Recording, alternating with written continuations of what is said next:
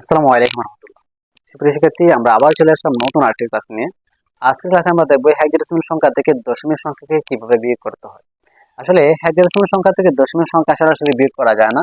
এখানে একটা কৌশল অবলম্বন করতে হয়। আমি তোমাদেরকে আজকে এই কৌশলটা তোমাদেরকে দেখাবো। যদি সম্পূর্ণ ক্লাসটা তুমি দেখো তাহলে শুধু হেক্সাডেসিমাল থেকে দশমিক না, তোমার যে কোনো সংখ্যা পদ্ধতি দেওয়া হোক, যে এক সংখ্যা পদ্ধতি থেকে যদি অন্য সংখ্যা পদ্ধতি বিয়োগ করতে বলো তাহলে তুমি আশা করি সম্পূর্ণ ক্লাসটা দেখলে ইজিলি করতে পারবে। তো এখানে আমাদের কি আছে, আমাদের হেক্সাডেসিমাল আছে এবং 50 দশমিকে আছে।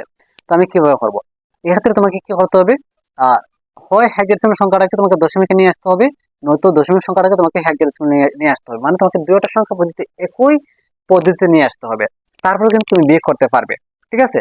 তো এখন যদি আমাদের এখানে বাইনারিতে থাকতো, বা যদি বলতো বাইনারি সংখ্যা থেকে তুমি দশমিক সংখ্যা নাও, এই দশমিক সংখ্যাটাকে বিয়োগ করো, তাহলে তুমি কি করতে, এই বাইনারি সংখ্যাটাকে হয় দশমিকে নিয়ে আসতে, নয়তো এই দশমিক সংখ্যাটাকে বাইনারিতে নিয়ে আসে তারপরে কি করতে, একটা সংখ্যা থেকে আরেকটা সংখ্যা বিয়োগ করতে। রাইট? তো এরকমই আমরা করব। তো প্রথমে আমি কি করবো, তোমাদেরকে দুইটা পদ্ধতি দেখানো যায়। আমি সময় স্বল্পতার কারণে তোমাদেরকে, যেহেতু আমাদের ক্লাস অনেক লম্বা হয়ে যাবে, এখন আমরা একটা পদ্ধতি তোমাদেরকে দেখাচ্ছি, বাকিটা আশা করি তুমি নিজেই করতে পারবে। আমি হেক্সাডেসিমাল মানটাকে দশমিক সংখ্যায় রূপান্তর করে তারপরে এই দশমিক সংখ্যা, যে দশমিক মানটা বের হবে, এই দশমিক মান থেকে আমি এই যে 52 দশমিক সংখ্যা আছে এটাকে আমরা বিয়োগ করবো। তো তাহলে চলো আমরা দেখি A9 এর দশমিক মান আমাদের কত হয়। ওকে, তো আমরা জানি যে কোনো সংখ্যাতে যদি দশমিক সংখ্যা যায় তাহলে ওই সংখ্যার বেজের উপর পাওয়ার দ্বারা আমাদের কি করতে হবে, গুণ করতে হবে।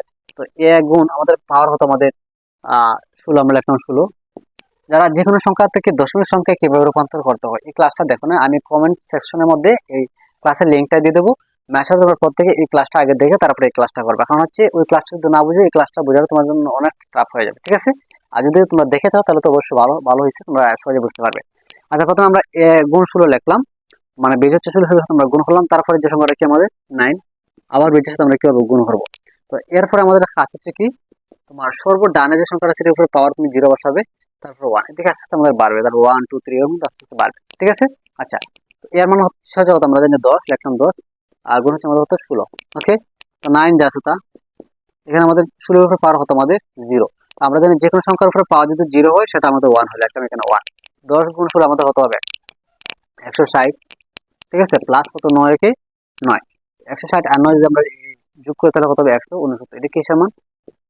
এটা কিন্তু A9 এর দশমিক মান। তো এখন দেখো, এই যে A9 এর যে দশমিক মানটা থেকে আমরা কোনটাকে বিয়োগ করবো, 52 কে আমরা বিয়োগ করবো। আমরা লিখলাম A9, A9, এটা আমাদের কত পেলাম, A9 এর মান কত, আমরা ক্যালকুলেশনের মান, A9 এর দশমিক মান হচ্ছে আমাদের কত, 169।